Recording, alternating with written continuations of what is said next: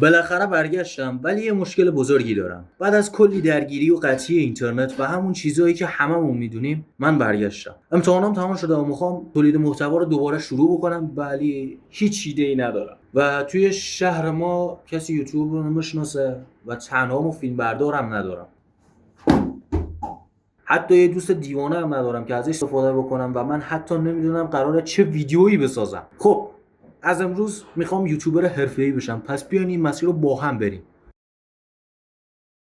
دوست دیوانه که مطالعه همین الان تو یوتیوب برقه پیدا بکنم نشون بودم. آقا دستم رو میز اینقدر ملرزه باور کن.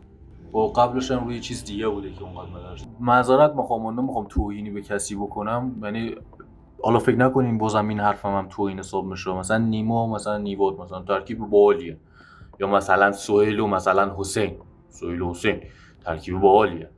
منظور خنده و اینو میگم. دیوانا یه وقت بر نخوره به کسی. چقدر عرق کردم به خاطر اینکه هوا به شدت گرمه و من بالای پشت بامم توی ذلت گرما.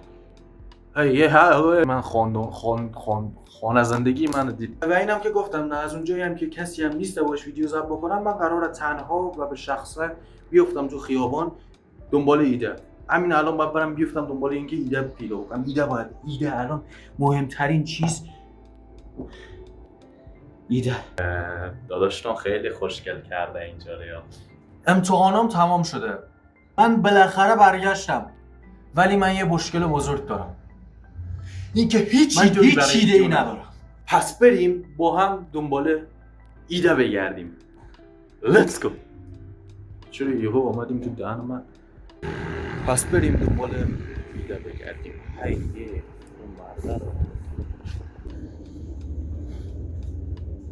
ایده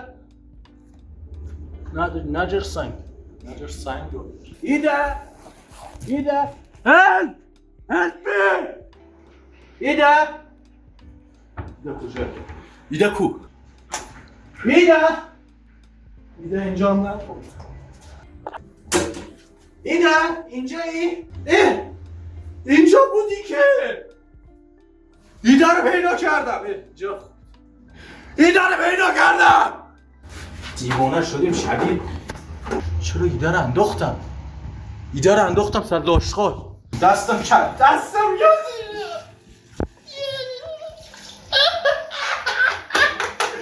چه ویدیویی مدی؟ این همش کثافت. خب حالا که ایده رو پیدا کردیم، باید از بین گیم بعد ریاکشن، به دستخطتون توجه نکنین، ولاگ،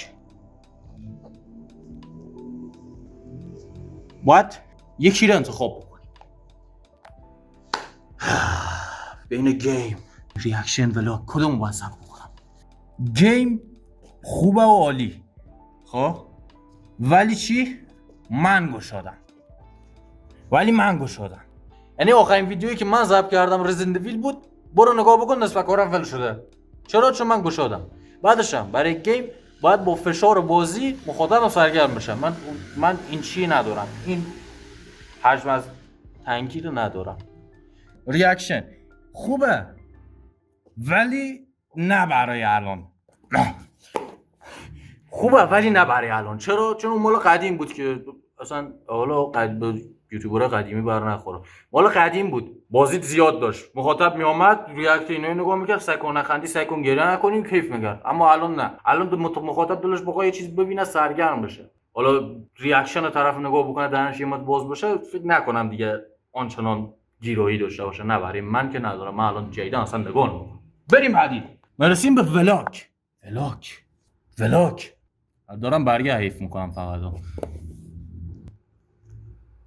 یه ایده زد بسرم. از ایده گرفتم.